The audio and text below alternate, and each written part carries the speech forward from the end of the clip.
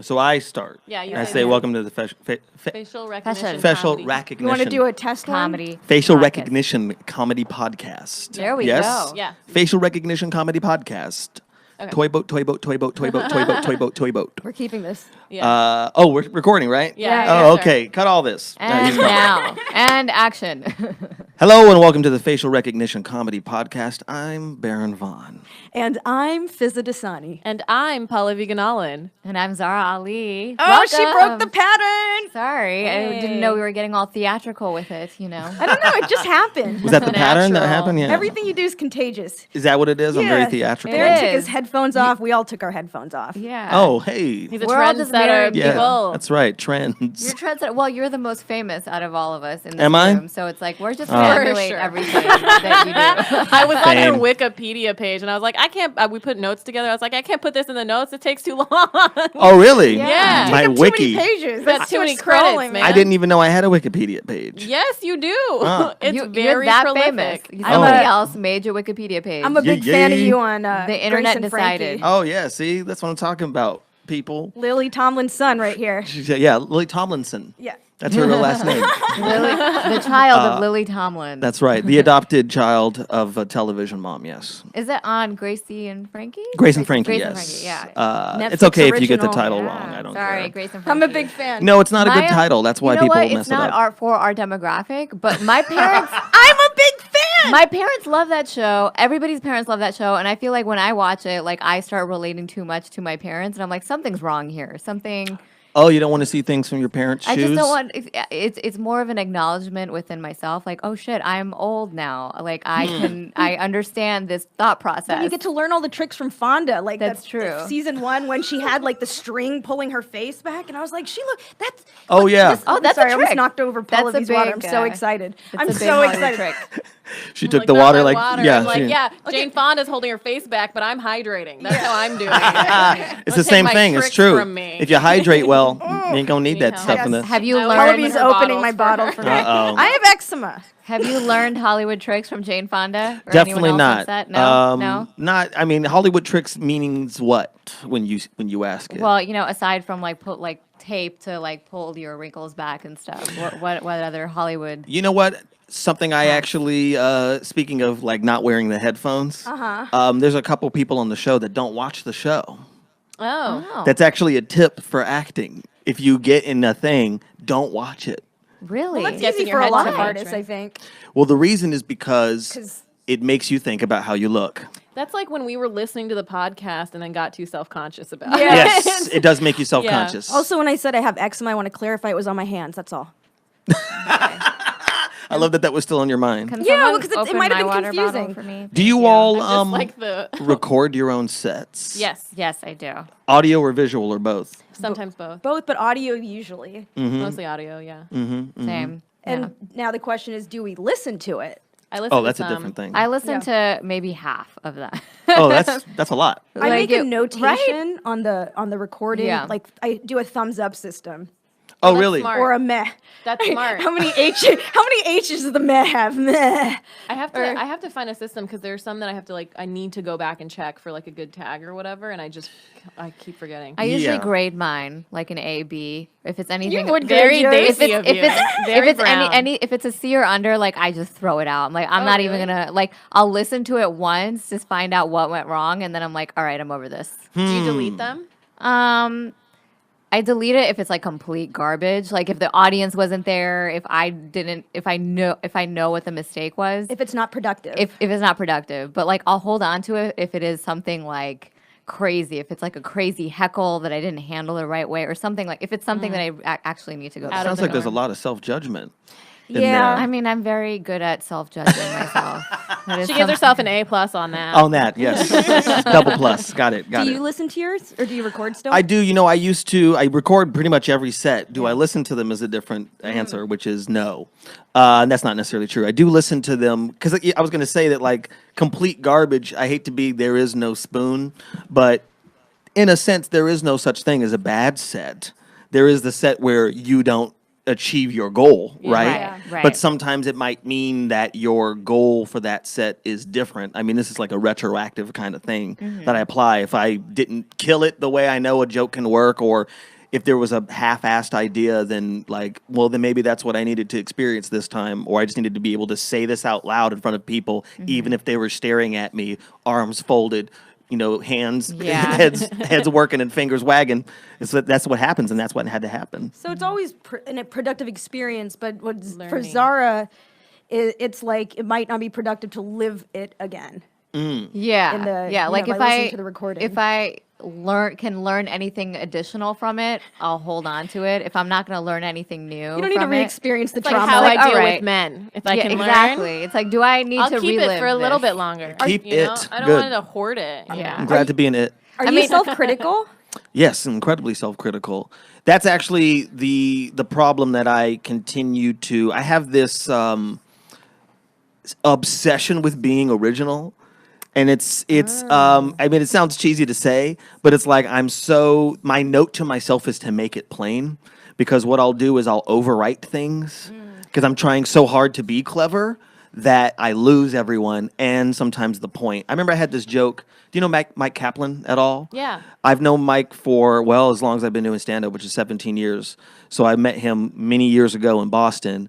And I remember I had this joke, and it's this story of when I was in England, and I was talking to my girlfriend at the time, and I was doing an impersonation of British slang, specifically the word oi. Yeah. And I was just saying it over and over and over and again. What is oi? Is it just like a passing? To Like an get someone's exclamation, right? attention. Well, it means many things. It's Oh, very okay. versatile. It can mean like, hey, or like, what? What's this? Or why are you doing that? Or how's your mom? It can mean all these different Yeah. things, which is part of what I say in the joke. And I'm like, oi, oi, oi, oi, doing all the different intonations that I can think of. And in real life, this actually happened. A man who was walking in front of us that I didn't notice turned around and was like, yeah, what's up? And I was like, what's going on? He's like, you called my name. And I'm like, no, I don't know your name. And then he explained that his name was Oi. So he just walks around the world upset that people are saying oi. Does he live in England? He lives in Oh, England, that's- yes. that- He's that's British. triggering. I didn't do my Ridiculous. accent. But, awful. and I've been stuck with this joke for a decade. Yeah. Trying to figure out what is funny about this? What are the different ways? And I've had 80 different endings to it. And one time I had this one where it was like, he's a white British man wearing all black, eye patch, cello case, That's crazy. like you do. And so I had this joke where I was like, and I think at that exact moment there were two Brits in New York talking about the word yo. Yeah. And then a black man wearing all white turned around like, yes, what's up? And he has a necklace of an eye. He's wearing it. And there was like all this different like things that you have to remember from the other thing. Yeah. Yeah. And Mike was like, there's way too much math in that joke. Yeah. Like by the time you get to the point, Too many everyone's references. forgotten the reference. Yeah. And I was like, oh man, but I was trying so hard to be clever. That's a joke I also just recently, I'm like, you know what? Put it to pasture. Just retire it. I've been, Retire I've That is really funny, though. hit myself years over the of head with this trying. joke for a decade. Maybe I need to let it go. 5 years from now, it's gonna hit you. Yeah. Maybe. Yeah. It's gonna hit. You're gonna know exactly what to do with that joke. Maybe. It might I'm calling resurface. it. I feel like your sets are so original though, because you like incorporate like singing and like your movements are really different. You know what I mean? Oh, Like thanks, you Paula. you're very dynamic, so it's like fun to watch. It feels very unique. I appreciate that. Theatricality has always been my strong point. Yeah. So that's why I'm obsessed with writing. Yeah. Because I'm like, I can get up there and literally say anything and make it work. Yeah. But if I am not expressing an idea, Yeah. about myself or the world, then what is the point? yeah. But your stand-up tends to be more theatrical because you have the theater background, Yes, right? So yes. you were a trained actor first, and then Where were you trained? what was that journey into comedy? Or Well, stand-up comedy? I went to theater school at Boston University, which is where I also started doing stand-up. I kind of look at it like my foray into theater was actually me wanting to be a stand-up comic, but I didn't know that when I was a kid. Yeah. I just saw people on TV being funny, and then I went towards theater because I was like, people on a stage saying things, it's the same, even though it's different. So I kind of wanted to be a comedian the entire time, but sort of went toward acting. And then when I was in theater school is when I actually got on stage at an open mic in Boston and did stand up. Tight. Because I didn't know that's what you had to do. Yeah. Did you get? Go up on stage and talk. Yeah, That's well, it. that you have to find an open mic, you know. But you decided to go get a theater degree and all of Exactly. Which and then, serves you and then in this industry. yes. all long ass Wikipedia page. Yeah. That's right. Did you get like ragged by the other comedians for being an actor, like like a theatrical actor? Yes and no. I mean, a lot of the comics that I was around didn't know that at all because a lot of them were in college as well. And so this open mic that I went to, it was called, it was called the Vault, Dick Doherty's Comedy Vault, which doesn't exist anymore. It was around the corner from Emerson College in Boston, where a buttload of comedians have come out of that school. Oh, a buttload of everyone in the industry. Exactly. Do they have stand-up comedy as a major now? I think they actually do. They actually Wow. might. Stop terrifies it. me a What does little that bit. curriculum even look like? Well, think about Is there like a Heckler 101 or something? There's like Dick Jokes 102. It's probably a bunch of Like- open mics you pay much more than $5 for. Yeah. You pay tuition for it. Like when you thousands of graduate with that degree, do you just automatically get a paid spot at one of the clubs? Like what? I'm not like, sure. how You ever is- heard of Eugene Merman? Yeah, I love him. He had a stand-up comedy major. Really? I don't know if he went to Emerson. I think he went to some school where you could design your own major. Oh.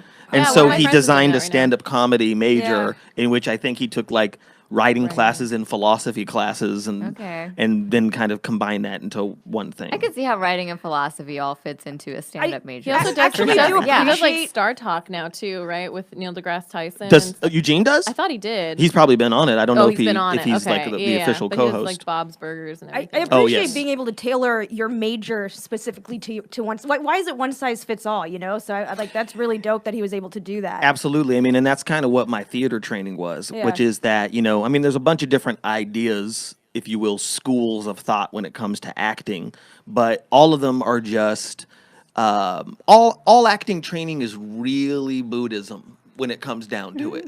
It's all about being present. You know what? You're pissing off a lot of Catholic actors right now. And I just don't feel like Sorry, everybody that Catholic goes to the actors. church. Speaking of Catholic, like the self-criticism, was that offensive?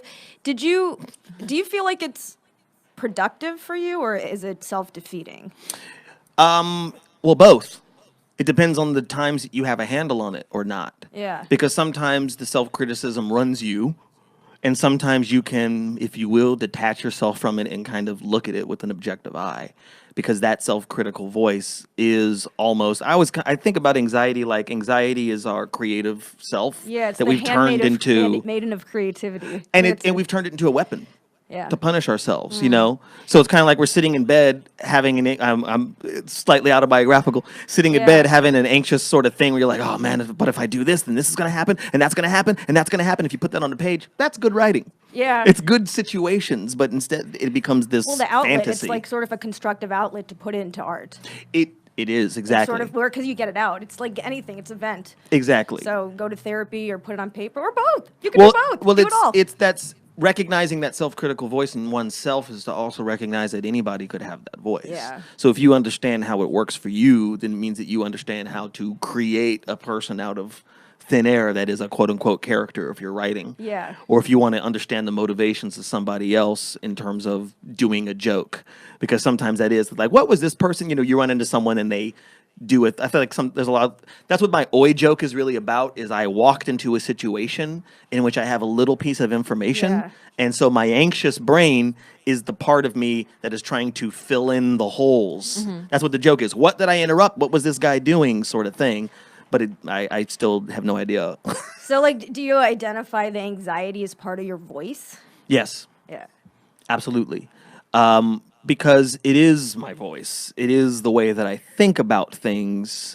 And so if I can essentially act it out sometimes instead of live it out, that's the thing that helps me release it or have some sort of perspective on it that makes any sense. This got way more process oriented. Yeah. It's gotten very comedy technical. That's all good though. But it's also like how you just handle anything. Like I was literally talking to my therapist about this today about having that anxiety and having it be like paralyzing Mm-hmm. and like at what point do you decide to, to be proactive and to like even calling it anxiety and calling that a part of your voice, it feels like negative. It's like there's That's you true. and then there's like how you handle these things and how you like process these emotions. You Well, give you it were- power if you name it sometimes. Yeah. You also talked about detaching, though. Mm-hmm. Detaching from the anxiety, sort of like observing it. Oh, this is what my brain's doing again. It's just something my brain does.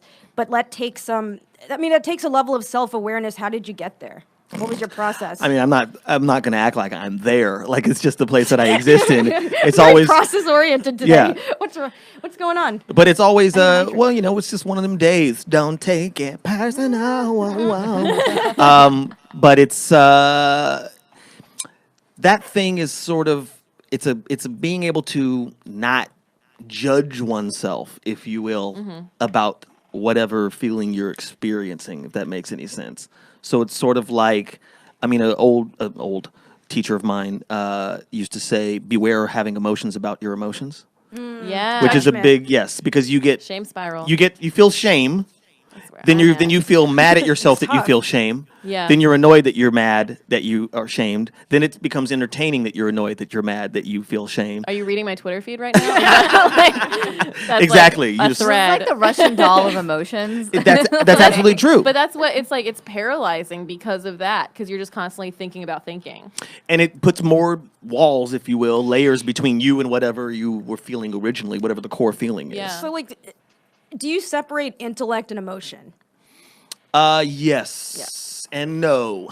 Well, so and this It's a cop out answer. this is very and it's an interesting topic for me too because a lot of people have given me this feedback like, oh, don't be emotional, it doesn't make you look smart. And it's like, wait, hold on, can't you have intelligence and emotional thoughts at the same time? Doesn't one feed the other? So why Absolutely. is being emotional considered not a smart thing to do? You Well, know, it's like- probably also a little sexism, whoever said that to yeah, you. of course, you know. Because Definitely a women man tend to said be it more me, naturally in so. tune with our emotions and programmed that way and conditioned. So it's But I think like what indicates both into like I think there's what Fizz always talks about is the IQ and the EQ, Yeah, right? yeah. So you can have emotions, but as long as you're like aware of them and able to like have the skills to process them, then that shows that you've like grown emotionally, right? Like that as long as you find like you're aware of what's happening and Yeah. you have like the coping. I mean, the reason I even asked if you separate the IQ and EQ or the intellect and the emotion is because I feel like I was groomed to have, my intellect was groomed, but I had zero understanding of emotions. I couldn't identify it. I could even barely sit with it. Like, I'd feel like they'd make me die. I mean, personally, So- I feel like that's a problem with this country in general. Yeah. Is that we're all taught that the intellect is superior to any other thing that could be going on. Yeah, and that- so it gives us kind of a egoic way of dealing with the world, For and sure. then we separate it from whatever our emotion is. I was reading this book the other day. It's called "The Surprise Purpose of Anger." Ooh. You ever heard of nonviolent communication? Yes. No, my therapist is talking to me about right now. So it's the person that came up with that. It's another book that he wrote. Yeah. Interesting. And he said something to the effect of, I'm trying to remember because I brought this up for a particular reason. Good thing I remember things. It was about how your anger is essentially a need is not being met. When It's you're angry, information. a need, yes, it is information, but Yeah. he's talking about learning how to read it, because what happens is, he said that anger distracts us from the need because it makes us focus on the wrongness of others. Yeah. Yeah. It makes us start pointing fingers of, well, they Yeah. did and they, but instead of seeing like, well, what is it that I actually want, need, that isn't being met? And then how do you communicate that in a way that isn't like filled with all your projections or your Yeah. embedded emotions? Not that I am perfect at that. That's actually my biggest personal problem is like, I'm very self-aware, but the problem is the integration. Yeah. Because sometimes you can drown under your own self-awareness, and that becomes its own version of anxiety. I find it always comes back to you and like checking in with yourself, because I have I'm like going through the process of this with my therapist, the nonviolent communication, the projection, like even the way that I talk to her, I'm like, well, this thing happened, and reiterating what happened doesn't tell her how I feel.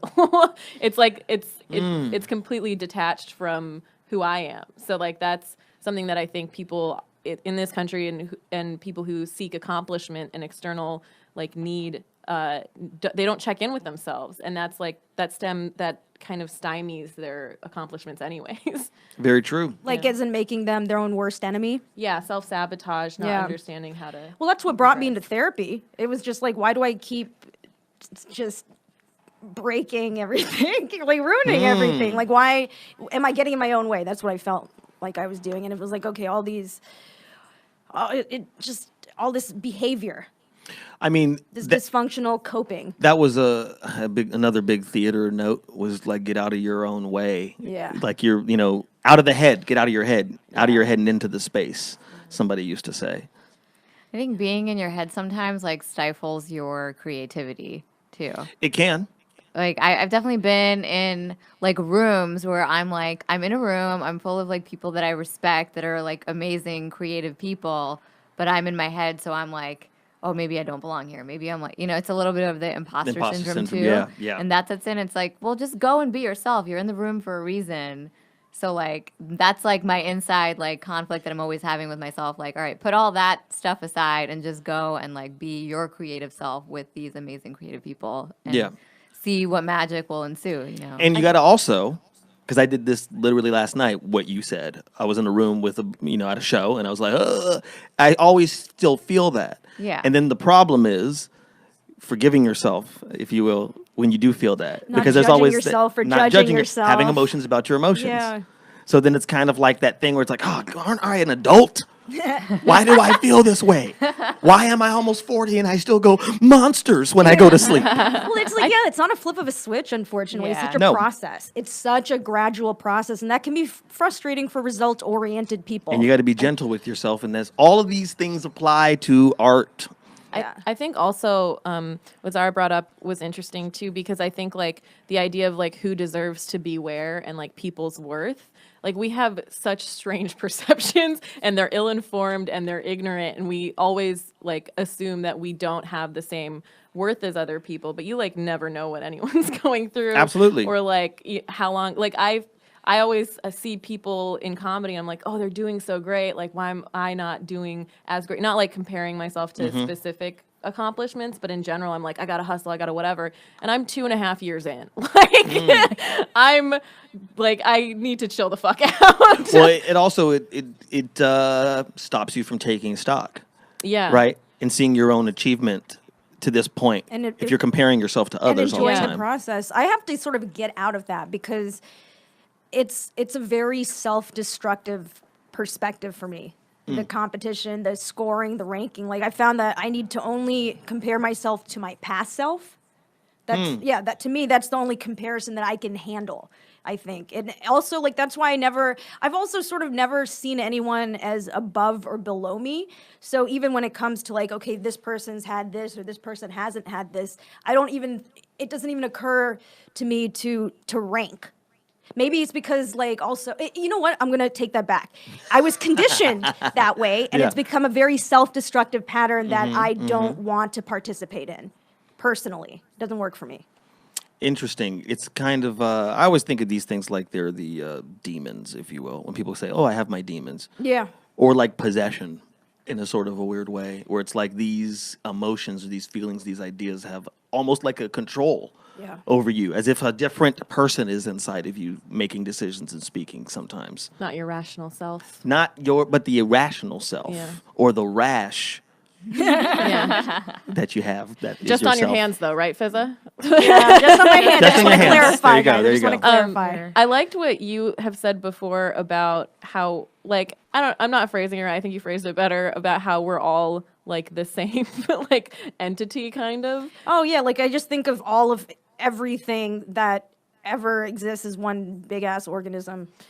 I really like that. And there's because that perspective, and that perspective is what maybe some people call the concept of God, or the greater perspective or whatever. But I just think of everything as an operating system anyway. Yeah, I like that because because it removes the worth from it, because you're all the same thing. Yeah, if It someone else removes wins, then we all win. Yeah, it's not like they deserved it more or any. It's like it takes that out of it, the ego. Yeah, well, also it's just like, in fact, it's beyond even not being affected by it. It's just like someone else's success is all of our success. Yeah. Well, but that's very the opposite of what we are conditioned Yeah. to. I heard this podcast recently. This woman who is she is a scientist and she consults with all these different businesses around the world in to basically help them motivate their workforce. Because, of course, every employer is like, I would like to make more money this year than last year. She's like, okay, well, that's not going to motivate anyone. Yeah. Like, bottom line doesn't make people get out of bed in the morning. And she told this metaphor. And I don't know if this was a person that she studied with or just another study that she had. But this person who was, I think, a sociologist studied these chickens because chickens are it's really easy to measure their productivity. How many eggs were laid, right? So then there was a generation of chickens that was together, and then he separated the super chickens, if you will, the ones that were very productive, and put them in their own flock, and then let the ones that were not as productive be their own flock, and the ones that were super productive be their own flock. Came back after a couple generations. The flock that wasn't as productive was doing great. Wow. So productivity went through the roof. They were like fat and healthy. They were just doing all their things, right? And then he went to the super chickens, and they were all dead Because they killed each other. because they pecked each other to death. Wow. And this is a metaphor for pecking order. And then she put this into this. We are conditioned to compete with each other at all times. Oh my We peck with each other. We peck at each other in school to get the best grades. We peck at each other after we leave into college to get in the best college. Then we're in college. We peck at each other to get into the best jobs. Then we're in the jobs. We peck at each other to get promotions. So we're always taught this lesson of my success is dependent on someone else's failure. Yeah, there's this concept of scarcity. Yes. Like there's scarcity not model. enough success to go around, and that's just a narrative. That's just a belief. But it's a belief that makes capitalism do it, so it's Yeah. kind of constantly we have to crazy. fight against that one with British accent. resources. Constantly we have to But fight I mean, against oi, it. Oi, we gotta Oi! fight! Oh, we gotta fight against it, right? That's as much as I I will got. say this: my most intelligent friends, like the ones who are like successful, did well in school, like did everything they were supposed to do, like at the top of their companies, lawyers, whatever. They're constantly fighting with each other. I mean, it's like a friendly fight, but for decades it's been going on, and it's like, all right, well, let us dumb people we're gonna go have fun and drink and have brunch.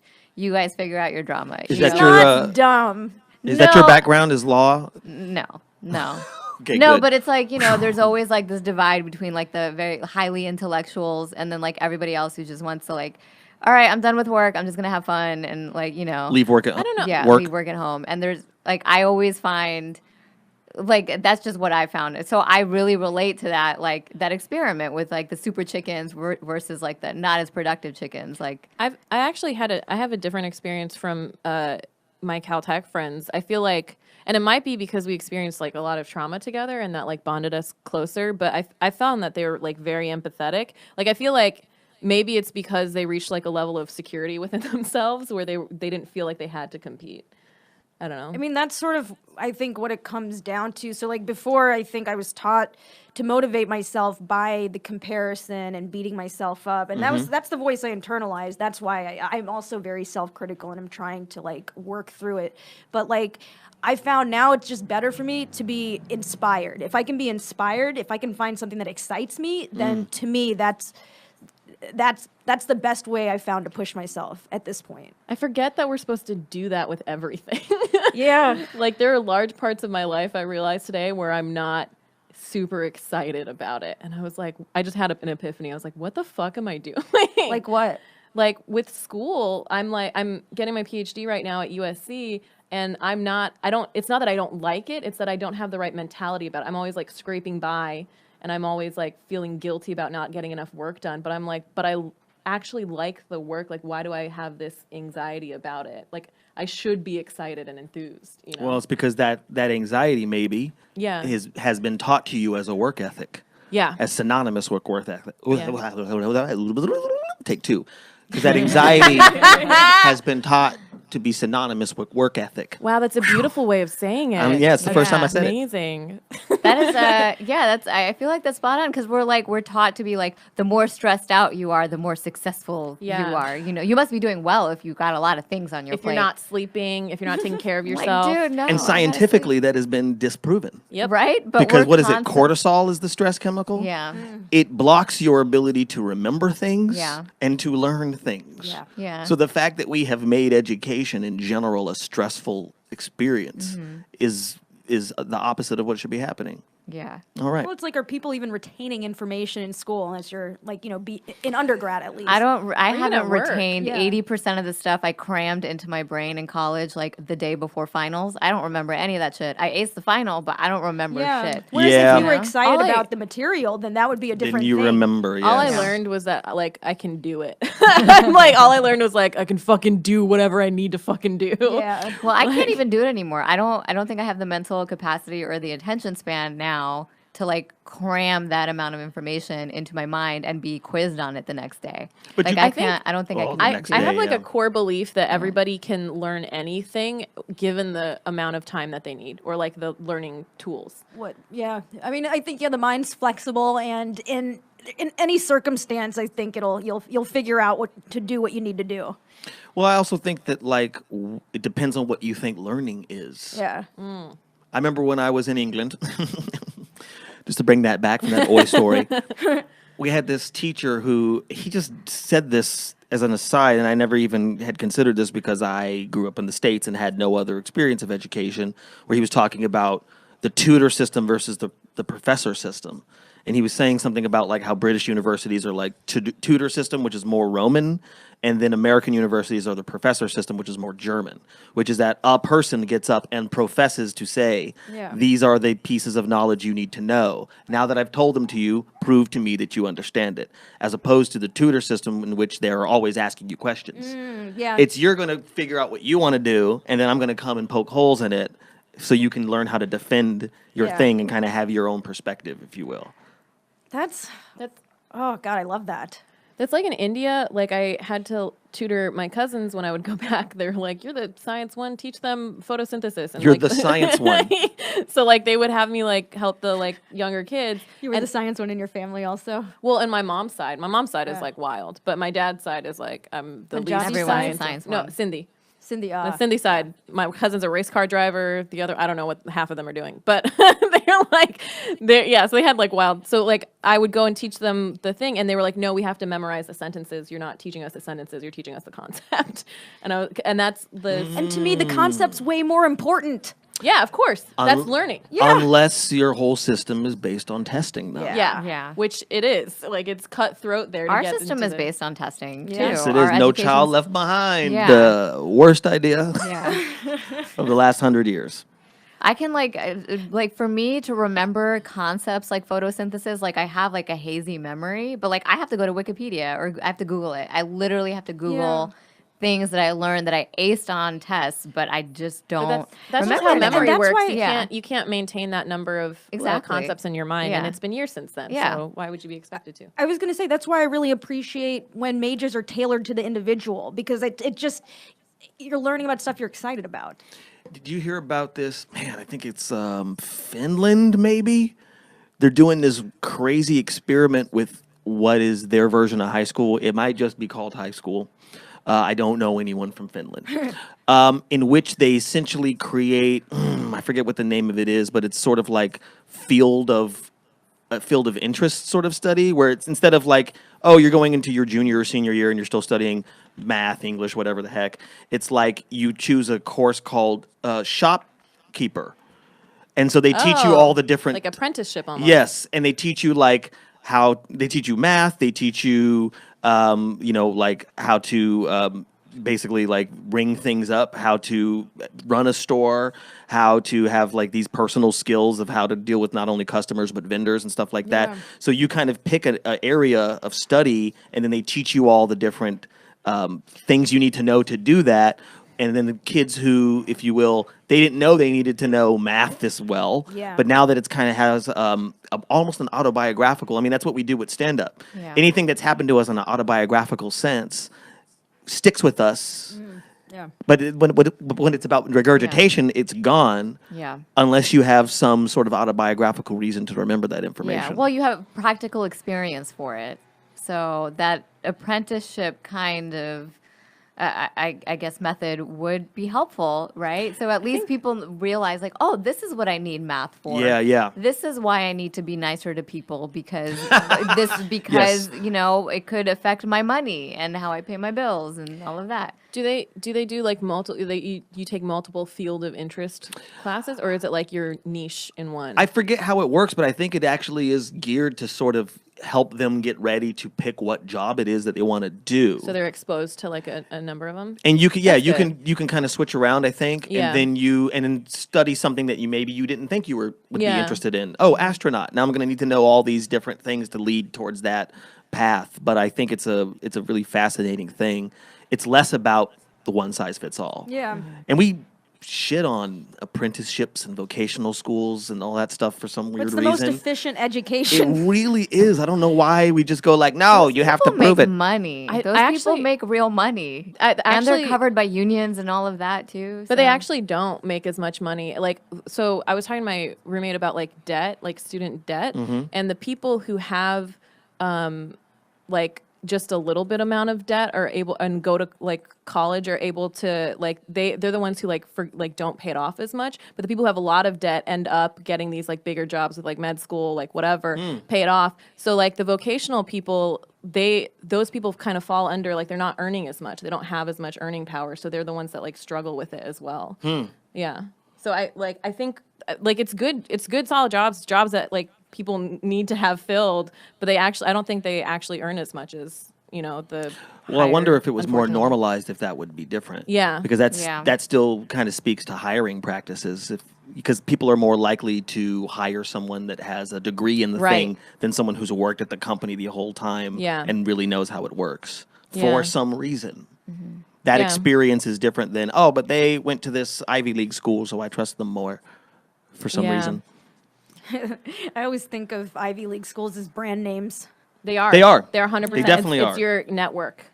Yeah. It's like that's all it is. Unless you are a person who still struggles at that place. I know a buttload of people who went to Ivy League schools that never felt like they fit in there. And then in the, after they graduate, they are not as able to take advantage of all that The sort of network. alumni network stuff Yeah. because they weren't in whatever club or, social strata or gender or race they had to be when they were in school to take advantage of all that stuff. Yeah. If that makes sense. Yeah, you really Talk have about to- someone that all of you know, but I'm not going to say Yeah. this person's name. I mean, it's when you're in that place, you need to like completely immerse yourself into it. I think that's how you get the advantages of it. I mean, I have friends like that too that went to Ivy League schools, but they were just in their own, alienated self, and and that's hard, because like you go into so much debt for those of us who didn't get free rides or didn't have parents paying for it and stuff, and that's a sad situation too, right? Like, it's just like.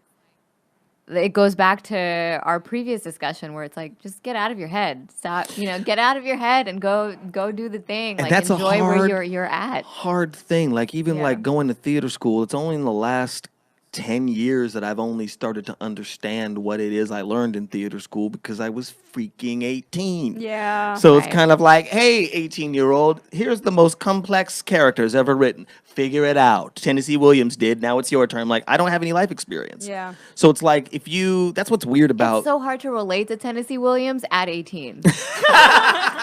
Really, That is a truth. Honestly, That I is a can truth. relate to the material now, having lived life. Mm-hmm. And I'm like, oh, I get it now. Even like Shakespeare, I'm able to relate Yes. to the stuff now Once you way translate better. it. Well, way I better think than that high school. I mean, Yeah. I'm kind of I'm like a Shakes head. Yeah, he shakes head. I'm a big Shakespeare What's your fan. favorite? Yeah. My favorite play? Yeah. Julius Caesar. Oh. Julius Caesar's my favorite play because it's mafia shit going down. Specifically, 'cause There's of like that. a lot of mafia shit going down in like all of the Most plot of those lines. plays. Yes, Yeah. exactly. Yeah. What's your Julius.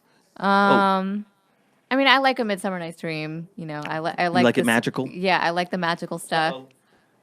Someone's here. It's Dave. Oh. Wait. Yeah, it's our next guest. Hey, it's Dave. Wait, how you doing? Yeah, but That's my version. I We're gonna- recently had to. I had to. Hey, Dave, what's up? Cut all this out. Now we're keeping it. No. Dave Waite interrupted Baron Vaughn's podcast. See you, man. Trying to get more time. No, I'm kidding. Why don't you sit down and wait? All right. He's our next Like our, your our last name, episode the week after this. Or maybe 2 weeks. We'll see. So yeah. That is yet to be determined. What were you saying, We were Zara? talking about Shakespeare. I had to, for acting class, the coach, like, he was forcing me to challenge myself, do something outside of my casting. So I did Lady Macbeth. Yeah. And at first I was like, this fucker, like, what am I going to do? Like, I can't relate to this evil woman. And then I got into it and I'm like, okay, I know crazy psycho ass bitches like this. Like, I could understand how someone would be a down ass bitch and, like, you know, want Ride the or die. Yeah, ride or die. Want the Yeah. king killed so her man can take the position. But so it was she not for her man. It was for her. No, but she's I mean, a woman. but like through her man, you Yeah. know, it's No, like I she get it. believes in her man, but she knows she's smarter than her man. So she's like, all right, how do I become queen? The You know? Beyonce That of is her true. time. Exactly. That is So true. I Not like I bad. had to bring it Cutthroat. down, and I also had to relate to it from my own experiences at like 16 or 18 when I was going through my initial thing with Shakespeare. It's like, this is bullshit. But now as an adult, I'm like, oh wow, Shakespeare was. I also think Dope. that we're taught it badly in general. I do agree with We're that. taught it too. in an English class, and Yeah. it's all about the language and the meter and Yeah. scansion. And I'm like, that's The not what iambic that's pentameter literally and not all what of that. Shakespeare wanted. Yeah. My English Yeah. teacher was like super dope, and she had us watch the Romeo and Juliet from like the 70s, and then Oh, yeah. also Romeo cross Juliet with Leonardo DiCaprio. Yeah. We did that That too. shit was fire. We watched Baz that in Luhrmann. our English Love class. that shit. Oh, but you were in IB too. Yeah, I did IB too. We were in a similar. International Were Baccalaureate you IB as well? for the Yeah. people. I'm like, no comment. Okay. Did you get kicked out of the IB program? I had wonder if some. that was part of Yeah, the I had some. I curriculum had No, some. this was like 8th grade. You had some, so there was an incident. It was I had some literally IB. recent. I had some. Scandalous. That's irritable bowel syndrome. I had Okay. IBS. I took English IBS in class in high school. No, I did IB and AP and honors, and Yeah. it depended on the subject. And it actually, something we were talking about before about like when teachers suck. So it's like certain teachers, even if they weren't. I remember being in a physics class, and it was like maybe physics AP or something. And the teacher sucked, and I learned nothing. Yeah. And then I dropped out of that and went to regular physics and learned a lot. Yeah. Because Yeah. that teacher was more It engaging. really Yeah. is a teacher. It's bad teachers, bad bosses that really kind of make it's like they kind of force you into these bad situations, right? So but when you're a child or when you're younger, like you don't know. You don't know that it's the bad teacher. And you have no choice. Yeah, and then we're in a society we're taught to like internalize all of it and think that there's something wrong with us. Yeah. And yeah, we got to get out of our heads, you know? Yeah, and I mean sometimes the curriculum does not match the teacher or does not match the students. So it's just I don't know. Everyone's reading the same stuff based on someone else's outline, and sometimes the teachers are racist. yeah, well, That happens. That Wait, that what happens in happened? America. I and had all like over. multiple. I had one teacher. I presented some book that had dealt with immigration, and she was like, "So, with your experience as an immigrant," and I was like, "I was born in Texas. Like, what the fuck are you talking about?" And then I had another teacher who like marked me off. this was in Utah. Yeah, Okay. I had another teacher. What part of Utah? I went to high school in Salt Lake City, but I lived 20 minutes away in West Jordan, which is Oh, so yeah. like, yeah. Are you familiar? Well, I'm from Vegas, so I know Utah. Oh yeah, we would go to Vegas all the Yeah. time. But yeah, so like until like high school, I was like in the suburbs, and I still like lived there. And then I had another teacher who like took points off because I didn't understand specific Bible references, and she was like, "Well, everybody needs to know these. It's part of English." And I was just like, "I don't." That wasn't written in English. I was like, I should have said that. I should have said that. That's crazy. And then she'd also only confiscate real the talk. Mexican girl's phone. So I don't know. I just did not like her. Wow. Yeesh. Always good. That is a big thing. Actually, just saw this thing the other day because I have a small child of color.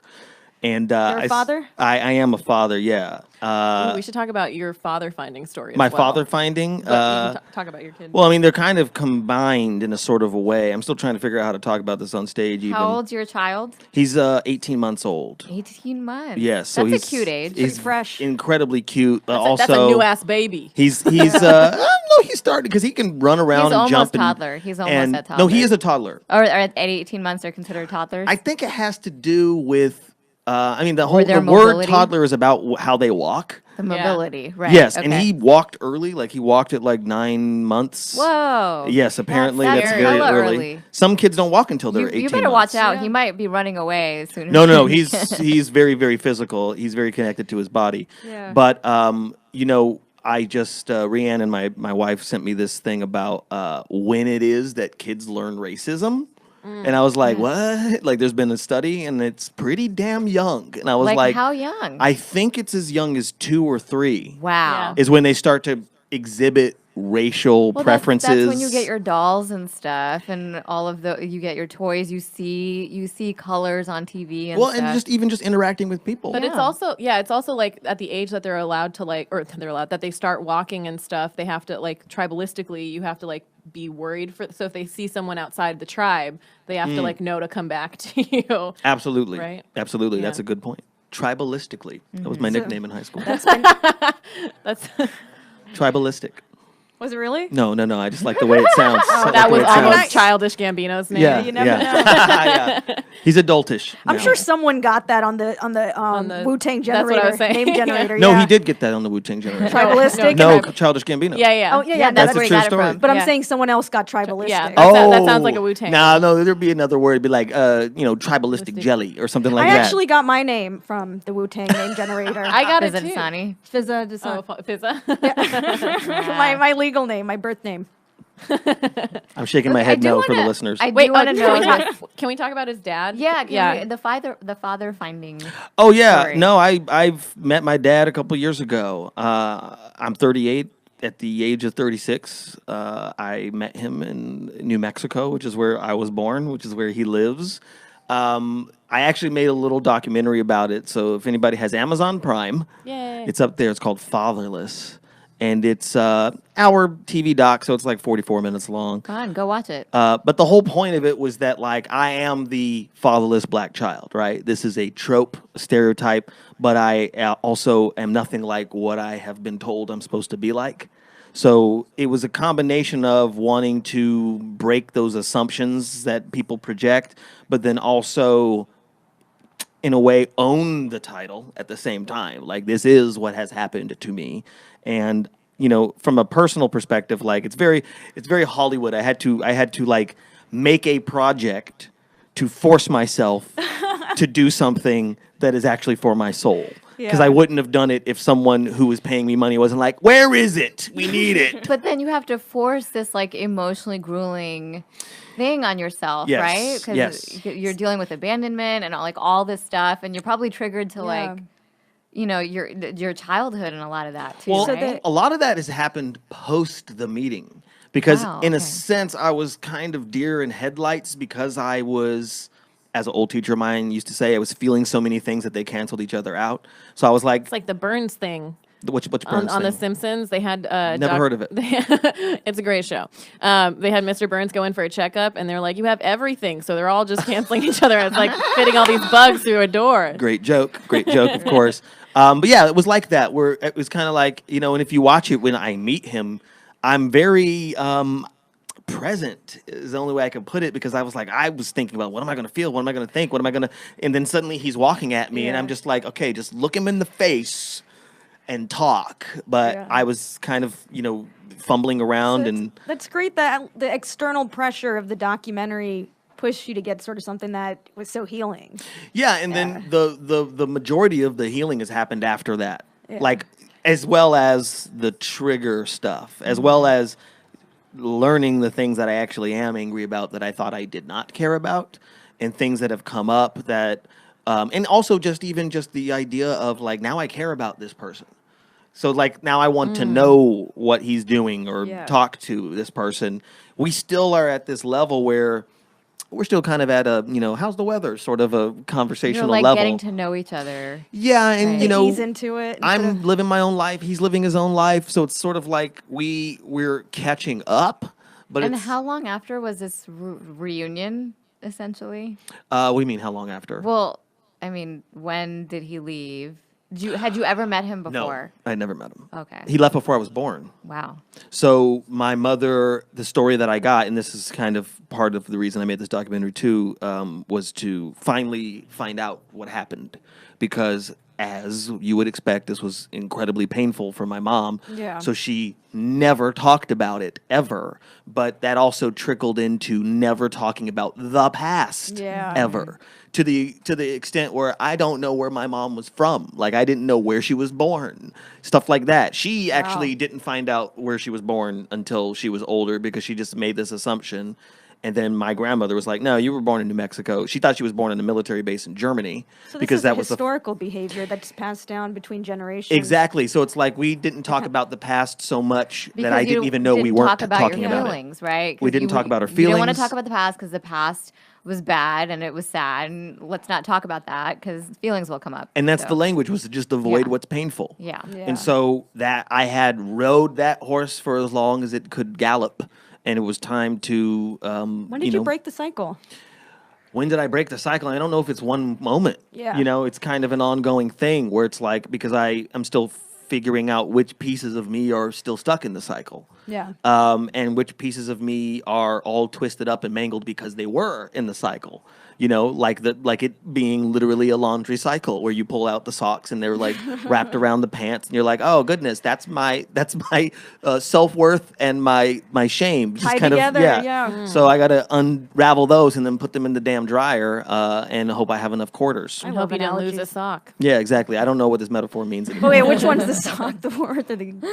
Exactly. Or- Which yeah. one's the sock? Exactly. Yeah, That's you right. get it. Viewing and listening audience. Which one's the sock? How has this impacted your relationship with your child? Well, a lot, because I didn't have a model. You know, I don't have a go-to example that wasn't on television about how to be.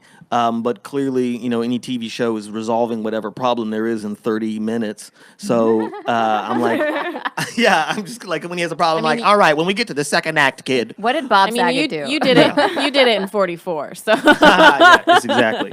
So, and there's a lot of things I wish I could have gone deeper in, like especially my mom's story. I didn't get to talk enough about what happened to my mom and how she dealt with all of this stuff and how it kind of manifested in all these other behaviors, especially with her relationship with me, because these are the kinds of things that make someone an addict.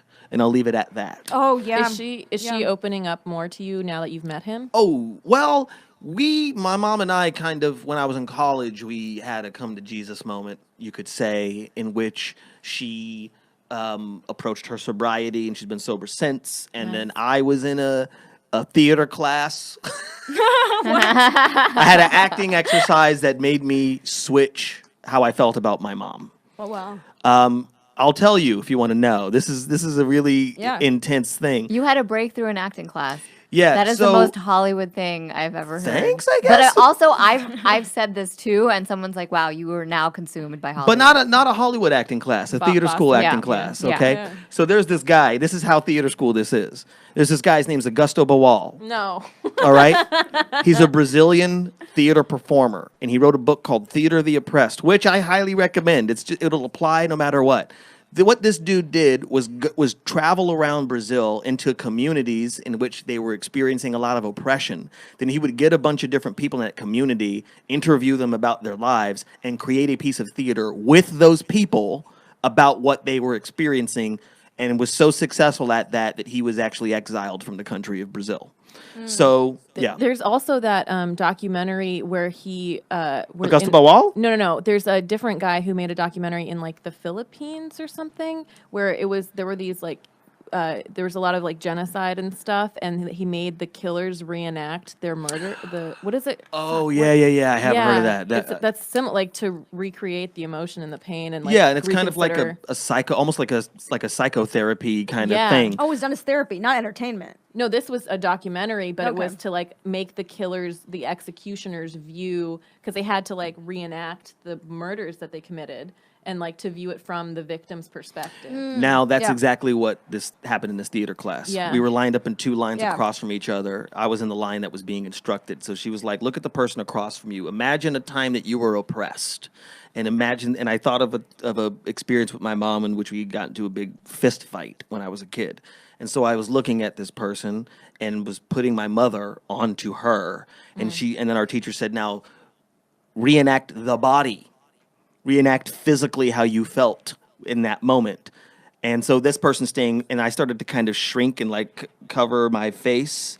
And then she goes, now become the oppressor and become into their body, right? So then I kind of stood up into this aggressive stance, if you will. I was my mom.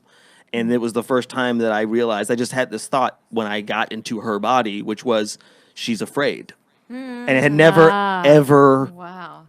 occurred to me that my mother was a person who's having all kinds of feelings and was afraid of what she was doing in a way where she maybe didn't know how to do anything differently. Yeah.